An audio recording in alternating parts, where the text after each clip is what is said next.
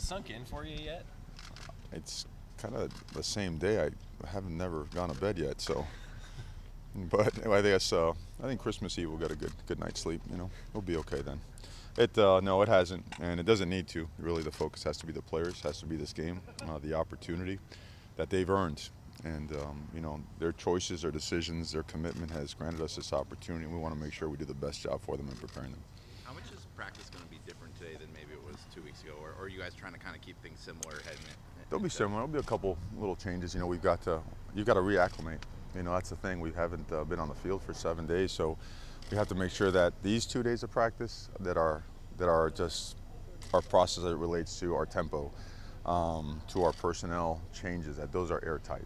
And you have to take 2 days to make sure those things are going in the right direction, and we don't have any issues, so we can practice the schemes that we want to against Boise State. For the first time, you're taking the field as the official head coach, no interim. It's pretty permanent. How does that change your game plan, or what does it do for you as a coach to know that you're here and this is your team now?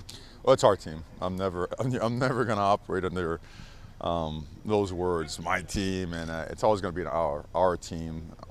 I don't even believe in saying, hey, I work for somebody or someone works for me. I don't believe in that. We work with each other, and that's just my upbringing. My dad was, may he rest in peace, he was huge on that.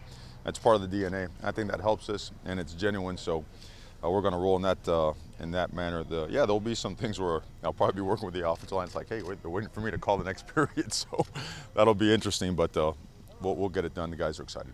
I know a lot of people reached out towards you. The Rock, your old teammate Dwayne Johnson, he had some positive things to say too. Man, I'm going to tell him today. I'm still sore from those battles with that big son of a gun. Now, I'm going to tell him his sideline pass is reserved, and to send me his workout program. So to help us a little bit. But we're a very tight family down there as players, and I always tell people, I want the experience that I had. I want the players here to experience that. That was the greatest time, aside from getting married and having my kids, that's the greatest time of my life, and I want others to experience. It's a game changer, it's a life changer, so I want that for them. What was the process of watching Boise State over the past week with everything else you had going on, mixing that in? They're disruptive on defense. I got to watch both sides of the ball now as well. I focus mostly on their defense. They're disruptive. They're top 25 in just about every defensive category. High effort, high motor operation. They do force a lot of turnovers. They're really efficient in the red zone. They don't allow big plays, and they're very technique sound, very well coached football team. Our guys are excited about the challenge because they know how good they are, and they know the history of the programs and how tough it's been to play against them. So our guys certainly are going to go into this thing with a chip on their shoulder. Mario, after everything the players went through this week, are you confident that they can really get focused in on Boise right away? Well, they have to. This is about them. The whole purpose of their cry was consistency, which consistency means that we're a high demand operation, and I think players want that nowadays. They want to be confronted. They want things demanded of them that'll help them get better.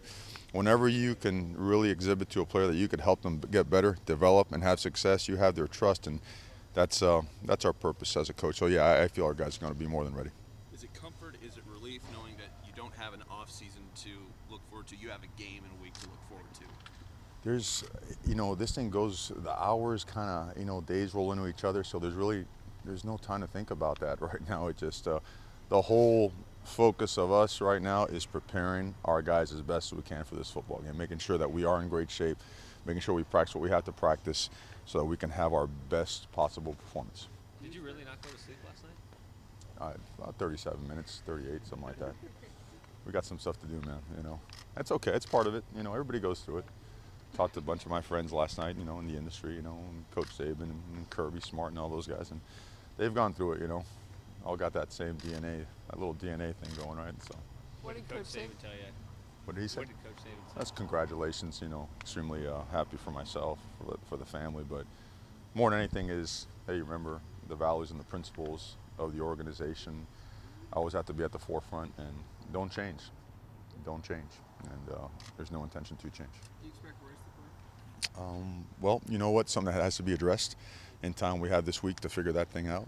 We'll certainly sit down and talk about it and come to a decision that's best for him and for the program. Are you going to float around at practice? I know you mentioned you're still coaching the offensive line. Not today. not today. You know, Coach Woodle, Coach Gilbertson, they've done an unbelievable job, and I trust them. I don't trust very many people with the offensive line. I just don't.